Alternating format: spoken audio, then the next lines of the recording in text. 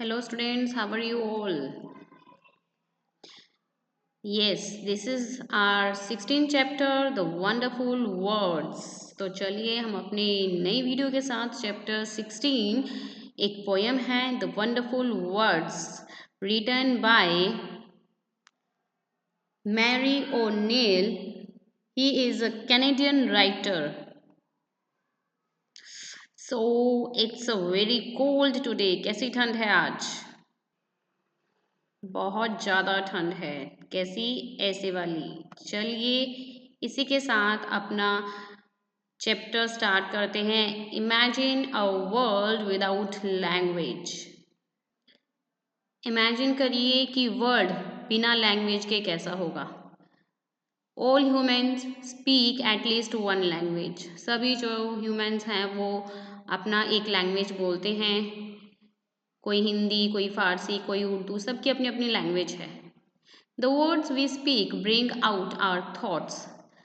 जो वर्ड्स हैं उसके थ्रू जो है हम अपने थॉट्स, अपने विचार, अपने फीलिंग्स को, अपने विचारों को कम्युनिकेट कर सकते हैं एक दूसरे के साथ.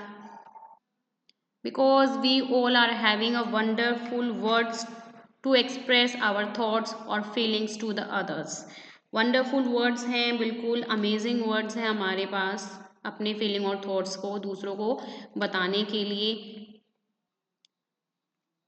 तो यहाँ पर पोएट उन्हीं वर्ड्स के बारे में डिस्क्राइब कर रहा है. यहाँ पर पोएट ने इम्पोर्टेंस दी है लैंग्वेज को और वर्ड्स को. Because with the help of words one should express and share thoughts with others. तो वर्ड्स के बारे में सुनकर कुछ बच्चे ऐसा शो करेंगे, I know words, I have the best words, है ना. तो चलिए let's start. The poet is telling about the words, that words and language help us to express our thoughts. तो चलिए. Never let a thought shrivel and die. Shrivel means here wrinkle and shrink means सूखना या सिकुड़ना और die means मरना. तो कभी भी अपने विचारों को जो है सूखने मत दो या मरने मत दो, उनको श्रिंक मत होने दो. For want of a way to say it, to sit it. यहाँ हम अपने शब्दों को क्यों श्रिवल और डाई होने दें? क्यों? क्योंकि for want of way to say it, क्या हमें कोई शब्द नहीं मिल रहा अपने फीलिंग्स को बताने का, या हमें कोई वो तरीका नहीं मिल रहा, बेस्ट वे नहीं मिल रहा जिससे हम अपने फीलिंग्स को, आइडियाज़ को, थॉट्स को बता सकें.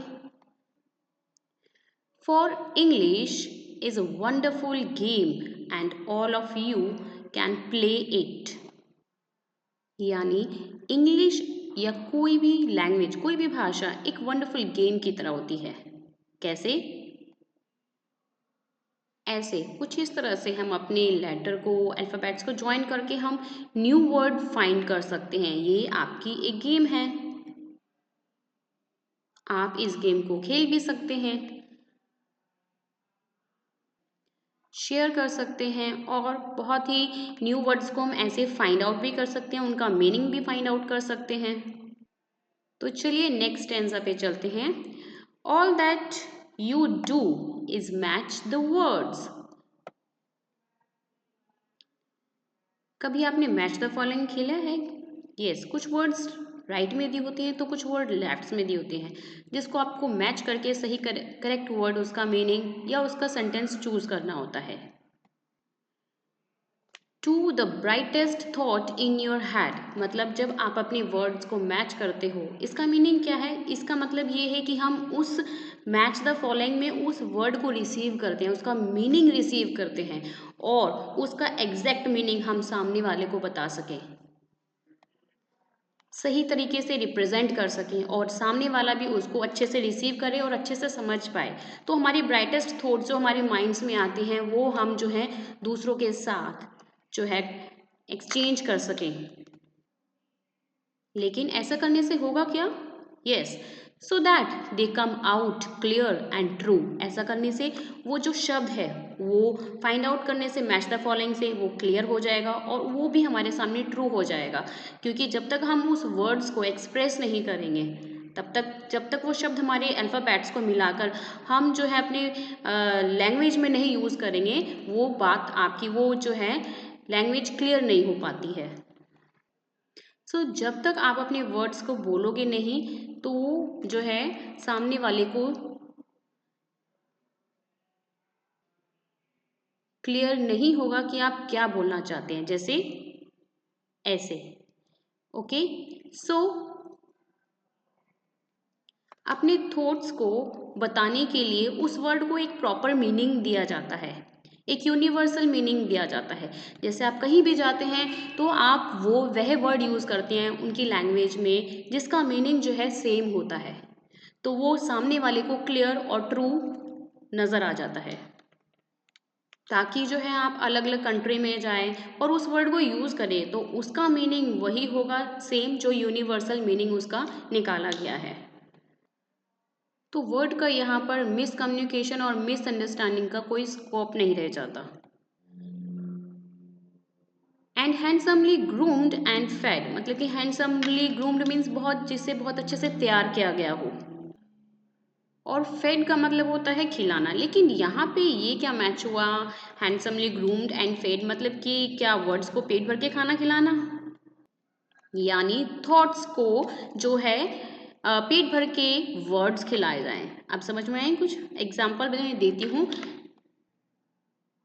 जैसे सामने वाला पूछे कि मैं कैसा लग रहा हूँ और आप कह दें कि ठीक है अच्छे लग रहे हो, या आप बोले बहुत अच्छे लग रहे हो, तो वो सामने वाला जब तक पूछता है जब तक वो जो है हम उसको बेस्ट ना बता दें, या उसका जो है जो वो चाहता है उन वर्ड्स से अपना पेट भरना चाहता है कि हाँ मैं बहुत अच्छा दिख रहा हूँ, तो जब तक उसको वो नहीं मिल जाता तब तक वो पूछता ही रहता है, जब तक हम वर्ड से सेटिस्फाई नहीं हो जाते।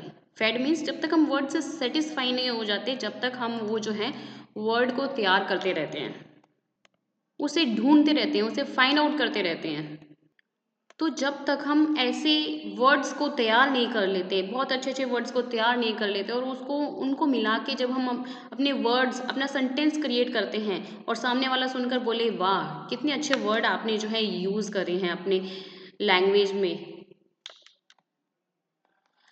For many of the loveliest thing have never yet been said, यानी सच में कुछ ऐसे वर्ड्स जो आपके थॉट्स को बताते हैं, आपकी फीलिंग्स को समझाते हैं, और वो थॉट्स और वो फीलिंग्स आपको कभी हंसाते हैं कभी रुलाते हैं। बहुत ही लवेस्ट थिंग्स आपकी चीज़ें हैं जो आपने अभी तक किसी और को कही नहीं है, and people are still waiting for this, और जो है लोग उनको सुनने के लिए अभी तक जो है आपकी वेट कर रहे हैं। सो आपको पोयम सुन के कैसा लग रहा है? Yes, why are you going guys talking about, आप किस बारे में बात कर रही हैं?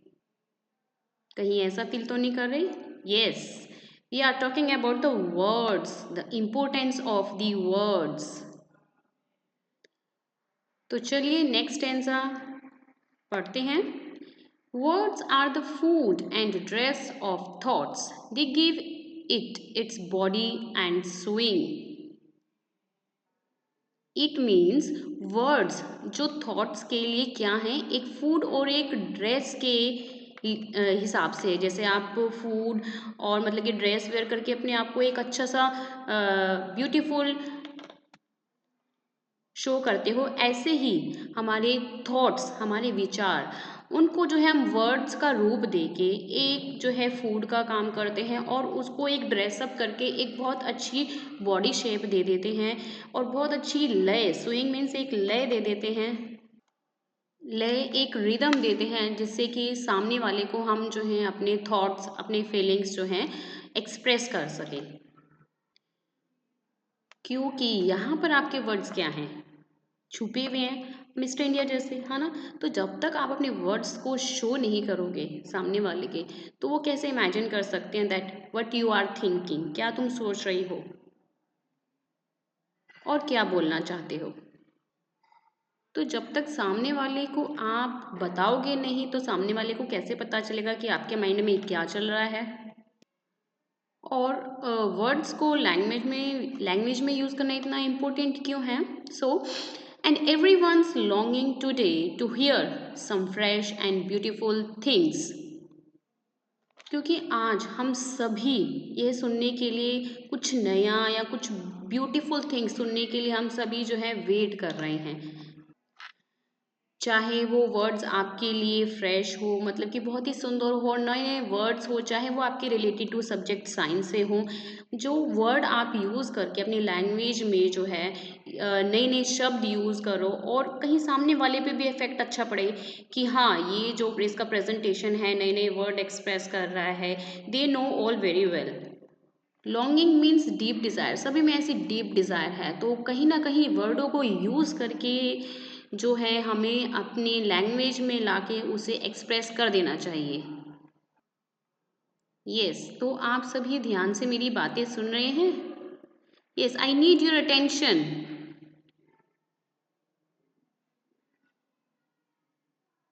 सो come to the last stanza.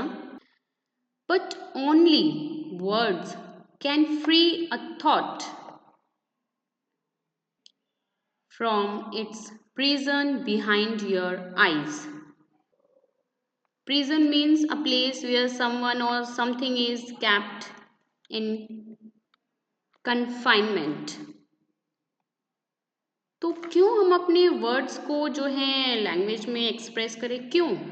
Because क्योंकि वर्ड से ही हम अपने आप को फ्री कर सकते हैं, अपने थॉट्स को फ्री कर सकते हैं, अपनी फीलिंग्स को जो है फ्री कर सकते हैं। क्योंकि जब तक आप अपने वर्ड्स को नहीं शो करोगे लैंग्वेज में, तब तक वह आपके वर्ड्स कैसे रहेंगे? आपकी आंखों के पीछे एक जेल में छिपे रहेंगे और कहीं ना कहीं आप भी उनसे परेशान हो जाओगे। ऐसा आप फील करोगे जैसे आप जेल में हो। तो उन वर्ड्स को उन जेल से बाहर निकाल के जो है अपने थॉट्स में कन्वर्ट करिए। Now, last two line. Maybe your mind is holding now a marvelous new surprise. क्योंकि हो सकता है कि आपके माइंड में बहुत ही मार्वलस और अमेजिंग सा वर्ड छुपा हो और वह मार्वलस और अमेजिंग वर्ड जो है आपको सरप्राइज कर दे और उस अमेजिंग वर्ड को सुन के सामने वाले का क्या एक्सप्रेशन हो? Yes, fantastic. तो बस ऐसा ही कुछ था वर्ड के बारे में जो हम लैंग्वेज में यूज़ करते हैं। तो यहाँ पर पोएट ने जो है वर्ड को काफ़ी इम्पोर्टेंस दी है लैंग्वेज को। इसीलिए हमें क्या करना चाहिए? अपने वर्ड्स को एक अच्छा सा बॉडी स्ट्रक्चर देके उसे जो है आगे वाले को शो करना चाहिए और फिर हम कैसा फील करेंगे? यस, लाइक दिस, ऐसा फील करेंगे। तो चलिए यही पोएम थी। So hope you understood very well. Thank you for watching this. अच्छी लगे तो please please please like share and subscribe भी करना। Thank you, bye bye. Next video में मिलते हैं अपनी।